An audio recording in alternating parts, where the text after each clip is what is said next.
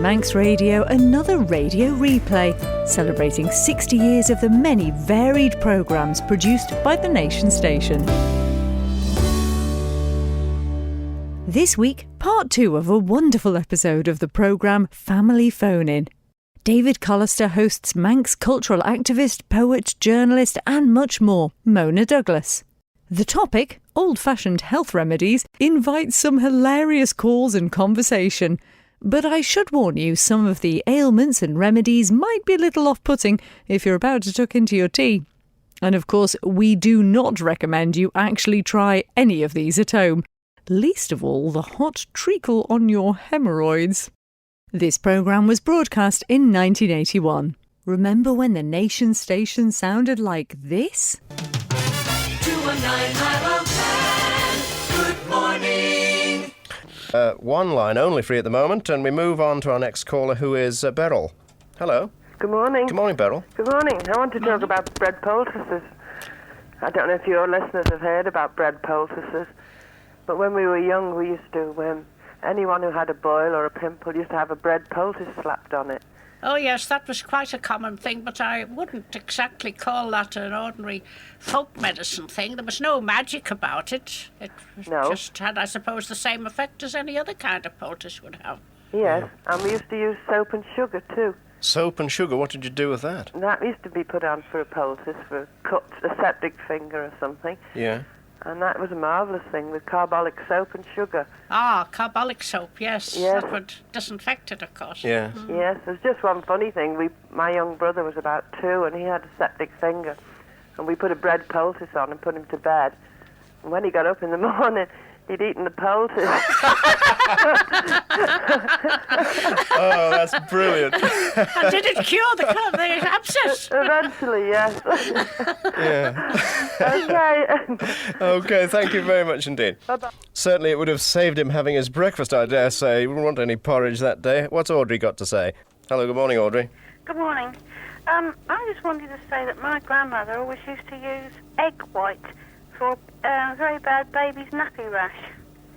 Egg white. What did she do? Oh, yes. Oh, just rubbed it on the bottom. Separated the yolk from the egg and rubbed the white into nappy rash. Yes, that would be very effective because the white of egg is very smooth and soothing and it would prevent rashes.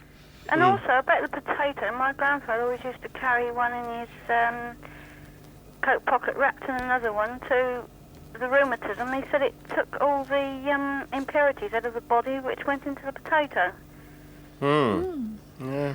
Well, I've heard that about onions, and I've also heard that in the bad smallpox epidemic that they had in Douglas in the last century, one house in the middle of a bad district was not affected, and afterwards they wondered why, and they found that in the house was stored a box of onions which had gone completely black. And it was reckoned that the onions had absorbed the smallpox germs and protected the people in the house. And also for a bad back, my grandmother always used to iron my grandfather with brown paper. Iron him. Yeah, he used to Yes, I've heard of that too. It used to be for sciatica or lumbago, didn't it? What did she lay him on the ironing board? And That's right. Put the brown paper on him and then iron. Oh dear. Well, that's extraordinary. How long ago is that? Is that it has been done in recent back times? into the 30s and the 20s. This would In the be- 20s. So Yeah. I mean, there's no one ironing anybody in your family at the moment, then. No. Because I can imagine that as a nice item for Luke North, you know. Okay, thank you very much for that. That's extraordinary. Have you ever seen anyone being ironed? Yes, my father. You haven't. What? Yes, Mother used to make him lie down in the rug in front of the fire and turn his shirt up and get a hot iron and put brown paper underneath it so he wouldn't get burnt and iron the place where the lumbago was. Good heavens. Just back and forward with the iron. Don't suppose she pressed very hard. I hope it wasn't too hot. Right, let's see what we have now from Gwen. Hello, good morning, Gwen. Good morning. I'm speaking about styes. When I was a child, I suffered dreadfully with styes. Mm-hmm. And when I was working in Clucas as the fruiters. And Harold Quayle said to me one day, I arrived at work with 2 terrible stars on my eyes. And he says, now, Gwen, he says, go down the lane there. He says, pick the first living green thing. And when you pick it, bring it back to me, but don't speak to me. So I brought this. I went down the back of the Villiers trying to find a green thing, and I found a blade of grass. I brought it back to him. I handed it to him, and he waved it. He rubbed it onto my eye, and he said something in Manx. Now, what it was, I have no idea. And from that day to this, I have never had a sty. So I think whatever it was, it died with Harold, whatever the charm was. Yes, unless he passed it on to his wife or to some other member of the family. He had a sister that was in the business, didn't he? That's he right, knew a lot about the old cures. I knew Harold very well. Oh, he was marvellous. Yes. Yes. So I thought... So he may have passed it on, I don't know. I hope so, because it was a wonderful cure. I could hardly see out of my eyes that morning, and I'd one on each eye. Yeah. And I've never had one since. Well, that's an additional method for styes I've had this morning. Thank you very much for that one. Thank you. Okay, bye-bye. Bye. If you happen to have just tuned in, you're listening to the Family Phone-In, and we're talking about old-fashioned cures, and we're moving on now to line 1, which is Gertrude. Yes. When I first came to the island in 1948, I bought some books called Cardle's Farm. And in Cardle's Farm, there was a narrative about a Mrs. Gill, who had a cottage at Coronary Bridge. And she recommended, first of all, fern water as an excellent medicine for kidneys. And she mentioned red valerian, a tonic for the nerves, and all sorts of things. A fascinating woman, a fascinating chapter in the book. Yes, I knew Mrs. Gill. You remember it? Yes, I knew her very well when I was a child. Yes. Fascinating. Yes, I thought she was very clever. Yes. And golden rod, she says. Golden rod, a wound weed, they call it. And if it was sold at 2 and 6 a bottle, people would be buying it because it's in the fields, nobody bothers. What is goldenrod, please? It is a perennial that grows in many herbaceous borders, yellow feathery flowers. Do you not know it? Oh, yes, I know. I'm sure Miss Douglas does, yes. Oh, yes. Anyway, and there you I are. notice you give the Manx name of it, the Woolly Wee. Well, yes. Right. Thank you. Okay, bye-bye. Right, let's see if we have another story from Phyllis. Hello. Oh, hello. Morning. Good morning to you. Would you not think, Miss Douglas, that a lot of these cures, like putting magnets in, are psychological, that people, if they do this, believe it will happen, and, well, the body being a healer in itself, will automatically do it? Well, I think there is that element in it, yes, but I think especially in regard to the herbal cures and preventatives and that, there is also something in the actual material used which does the job. Okay, well, thanks very much for calling us now. We move on. Thank you. In fact, we move on to a caller from Northern Ireland, who's John. Good morning, Hello. John. Good morning. Good morning. I'm just sitting here listening to your programme. My mother had a cure for erysipelas. Say again. Okay, erysipelas. My mother had a cure for erysipelas. She cured hundreds of people. They come from miles around. And she done it with a knife.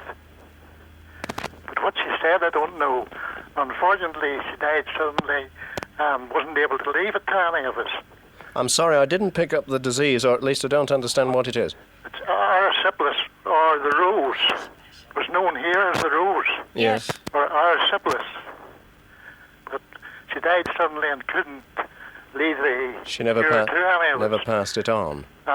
Also, my wife was very severely, it was very bad with the jaundice.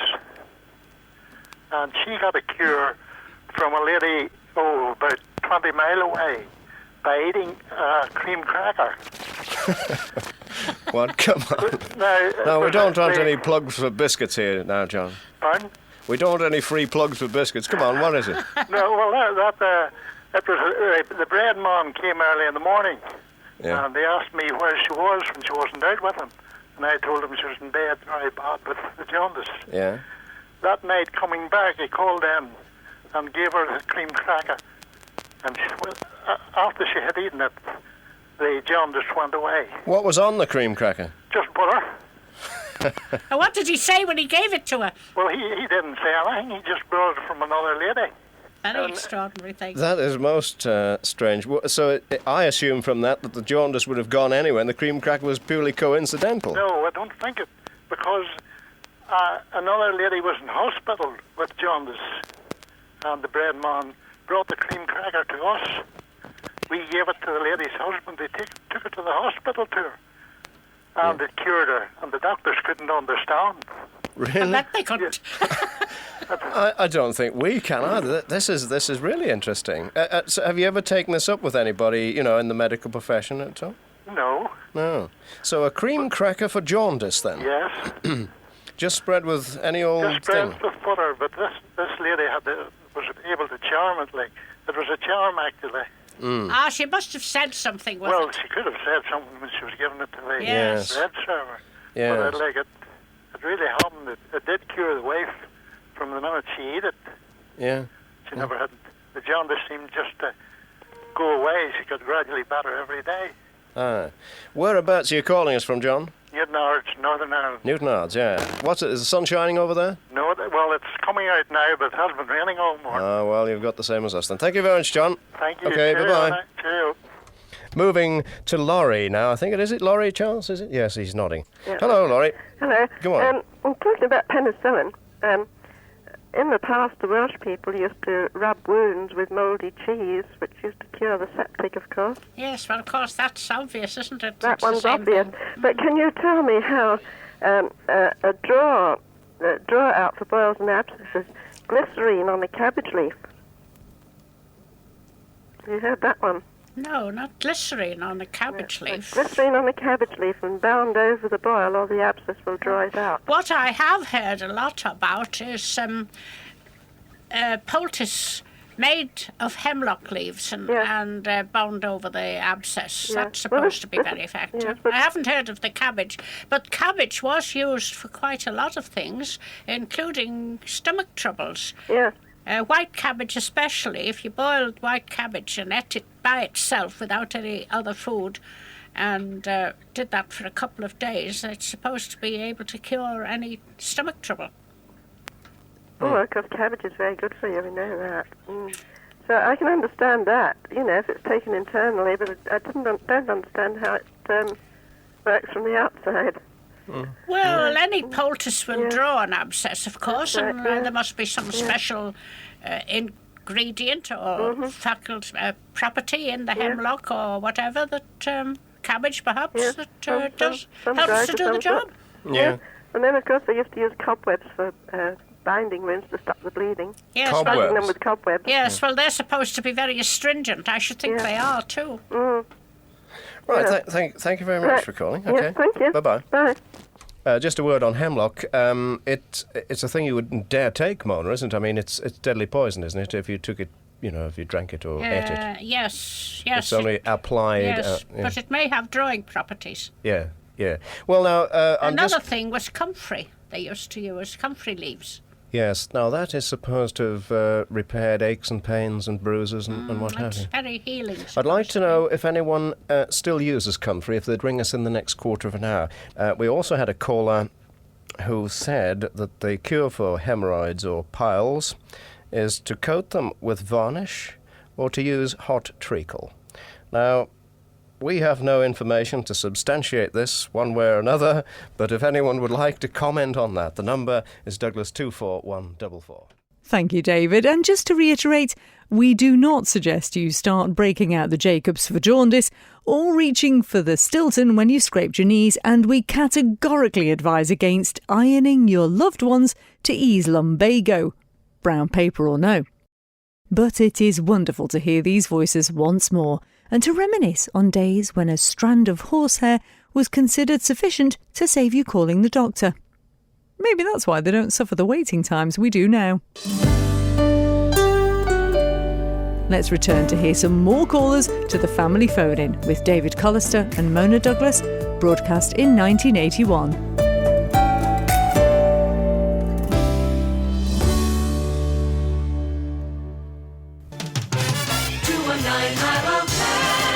Good morning. You're listening listening to the Family Phone-In. We're talking about the old-fashioned cures. With me is Mona Douglas in the studio, and on our next line is Dorothy.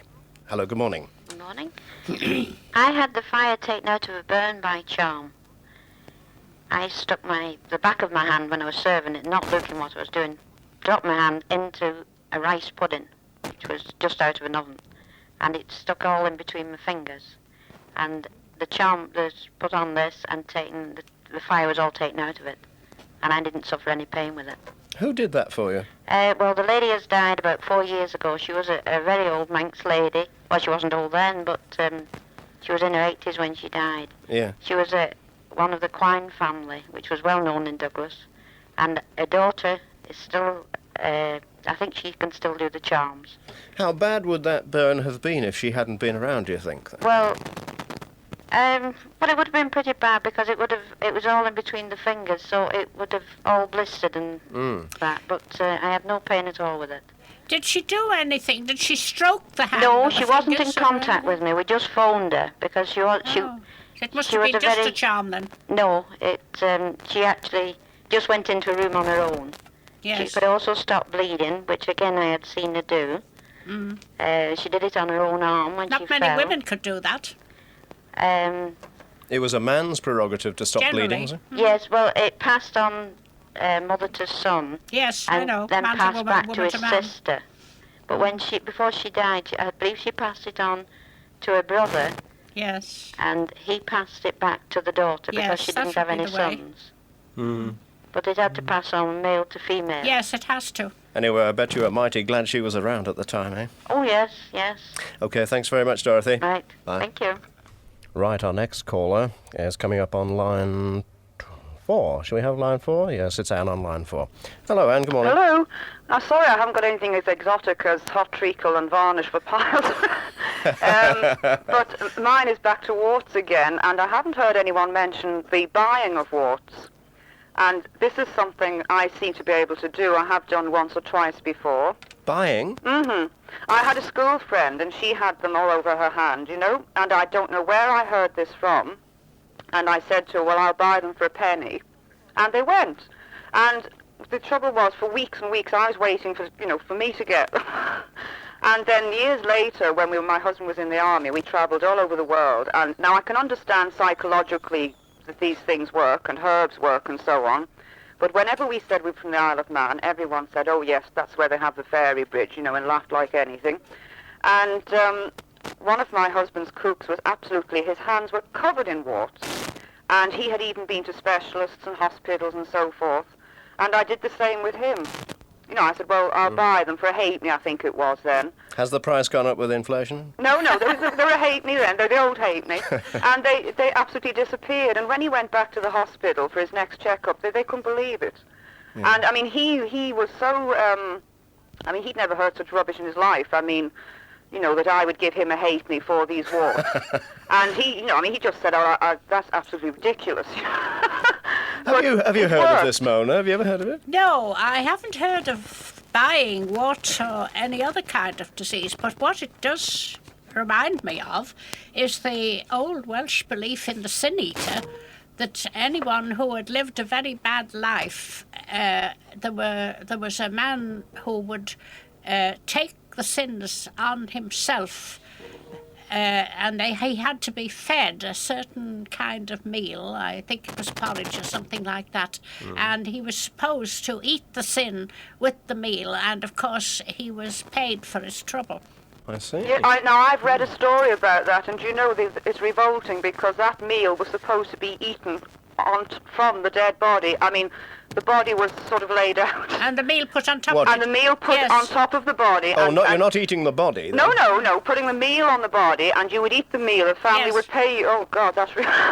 Yes. But I think it's rather revolting, but it is of the same type of thing. Oh, Lord, I wouldn't like to think... Oh, no, well, it's nothing like as serious. No, but it seems to work. It's most peculiar, and especially from someone who wasn't Manx and thought it was an absolute load of rubbish, you know, and it did work. It worked within 2 weeks. Every one of them went. Right. Well, look, it's interesting. We'd like to talk to you for a long time. We've got a lot of callers waiting, so thank you very much, Anne, okay? Bye. Bye-bye. Right, let me move on now to Brenda on line 2. Hello. Good morning. It's Bernadette. Oh, it's Bernadette. Yes. Well, I'm sorry, it's a much more glorious name than Brenda anyway. Good morning to you. Good morning. My brother and I had jaundice when we were very young, and we got an old cure. We went to 2 old gentlemen, and they had, it seemed to be a mixture of grasses and some sort of herbs, and we had to rub it on. Very itchy, but it did cure it. What was that for? Jaundice. Jaundice. Yeah. Oh. Any comment, Mona? No, I can't think why jaundice should be cured by anything external. I think there must have been some internal treatment as well, either mental or physical. It was just this cure. Yeah. What did the old gentleman say when he gave you the thing to rub on or rubbed it on? He didn't say anything. He just rubbed it on, arms and legs, and that was it. It cured it. I expect he said something to himself, and it was the charm that really sent it away. I presume it was. And another, my brother had ringworm, and got a cure. This old gentleman made up a cure of, it was very greasy and brown. Yes, well, that I do know about. That would have comfrey in it. And that was quite well known as a cure. Right, well, thank you for that. Okay. Okay, bye-bye. Bye-bye. And talking about comfrey, that leads us to our next call, because I did ask for somebody a little bit earlier on if they tell us if comfrey's still in use. I think we may have an answer now on that from Susan. Hello. Hello. Good morning. If I use comfrey, I've used it for eczema on my legs. I've had eczema for about 3 years on my legs. Who put you on to using comfrey? I read about it. Yeah. Yeah, I read about it. In fact, I read about it in 3 books in 1 week, and I bumped into somebody who had some, and that convinced me, and the next week I made some. Tell us the procedure and what you did and how you prepared it and so on. I bought dried comfrey for the first batch at the chemist at the health shop in Port Erin. Yeah. It's only about 28 pence for a quarter pound. Yeah.